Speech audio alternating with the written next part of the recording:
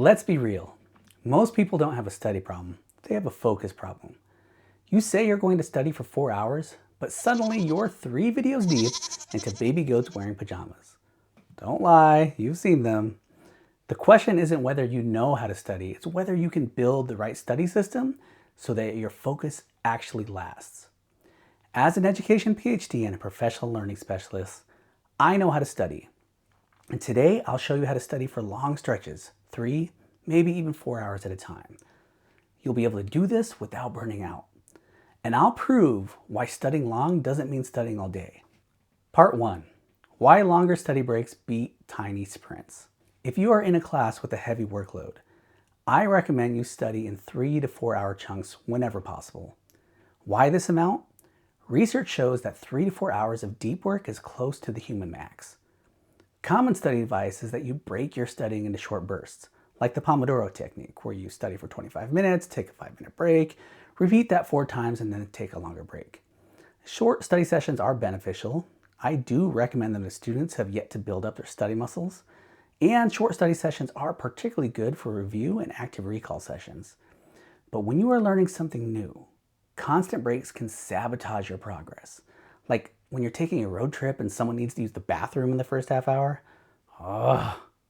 It's hard to find your rhythm when you are constantly stopping. The Pomodoro technique was created by a college student who was using his 25-minute tomato kitchen timer to pace his studying. But that 25-minute study block was chosen arbitrarily by a kitchen timer. The real thing to take away from the Pomodoro technique is that you should break up your studying with focused chunks of deep work, followed by a break to give your brain a chance to recover. Find an interval that works for you. For me, I like 45 to 50 minutes of deep work, followed by a 10-minute break. So what is this deep work I keep talking about? Deep work is about sustained, distraction-free, and cognitively demanding studying. Deep work is hard to do. Human nature shifts us toward the easy. So what I often see is a student will tell me that they studied in the library for 4 hours, but in reality, they were only studying for about half the time. The rest of the time, they were working half-heartedly, focusing on unnecessary tasks, scrolling, or socializing. This is a common phenomenon known as Parkinson's law. Parkinson's law says that work will expand to fill the time you give it. If you set aside 2 weeks to finish a project, the project will somehow take 2 weeks, even if the actual work only needed 3 days. The extra time doesn't usually make the work better. It just fills up with procrastination, distractions, overthinking, or unnecessary polishing. A short deadline forces focus and efficiency. A long one tempts you to drift and delay. Think of it like pouring water into a container. The water will spread to fill whatever size container you use. Tasks do the same with time. So how do you keep Parkinson's law from stealing your time? You break your longer study sessions into chunks. Instead of thinking of it as a 4-hour study break, think of it as 4 individual hour blocks. For each hour, make sure you have a very specific goal. This also taps into the power of interleaving. For each hour, switch topics or jump to a different section of whatever subject you're studying. This helps keep your attention high. It is very hard to study the same project for hours and hours, so switch it up. Research shows that when you switch topics, you are more likely to make connections between the different neural networks you are building. This is when you experience that magical aha, that moment when you suddenly understand what you're studying. So the goal is focused chunks of deep work followed by a well-deserved brain break.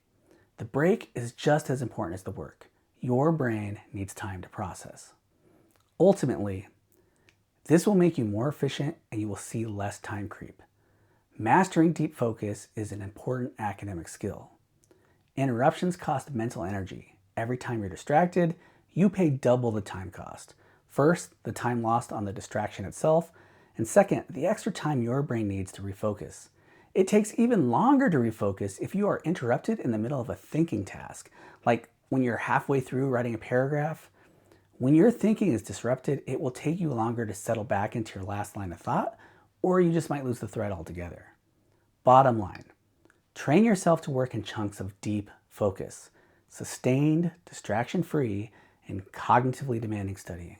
Part 2, how to actually focus for 3 to 4 hours. Plan to avoid the things that have taken you off track in the past. Make sure you are setting yourself up for success. Snacks, water, coffee, all within reach. Don't let your stomach trick you into taking just a quick trip that ends up with you going on an epic side quest. Make sure you have all the things you need. Articles, highlighters, pens. Seems obvious, but we all have our weird quirks. I don't like to do any studying unless I have a highlighter. Don't give yourself an excuse to stall. Tell me what weird study quirk you have in the comments. I find it really interesting. By far, the #1 distractor is your phone. Exile it. Get it out of sight, out of reach. When I'm at home, I keep it in another room. If I'm studying in the library or a coffee shop, I keep it in my bag. In extreme cases, remove apps that distract you. When I was writing my dissertation, I took all social media apps off my phone. I didn't quit social media. I could still log in, but the lack of convenience of having the apps on my phone resulted in my accidentally quitting social media for months. Attach rewards to your study goals. If I write 2 pages, I will get that delicious looking lemon bar. I once had a friend who would eat a victory jelly bean after reading a page. These mini dopamine hits will help keep you motivated. Speaking of dopamine, take good breaks, not dopamine-fueled zombie breaks. A zombie break spikes your dopamine hard. It makes it difficult to quit. These are things like scrolling on your phone, video games, Netflix, or researching houses you can't afford. Why do we do that?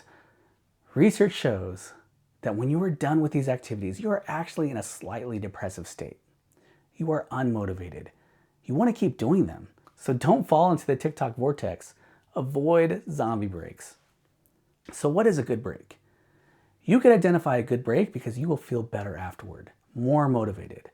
While zombie breaks make you lethargic, good breaks give you the energy to carry on. This looks like food, talking with your friends, meditation, and moving your body. Make studying attractive. What is going to make your study experience a little less painful? Studying with friends, that delicious drink, calming music, the coffee shop with the cool vibe. Studying for long periods of time is about strategy and mindset. Find ways to feel good. Don't embrace the grind. Make the grind more kind. I made that up.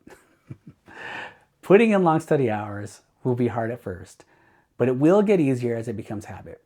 It's like lifting weights. At first, 10 reps feels impossible. Later, it's just part of your normal workout. You don't need 12-hour study marathons. That's a myth. And all-nighters, they cause more harm than good. What you actually need is 3 to 4 hours of quality, focused work. When you stack those blocks consistently, you're not just finishing assignments, you're training your brain to lock in, to focus, and to recover. That skill carries into every class, every project, and every exam. So here's the challenge.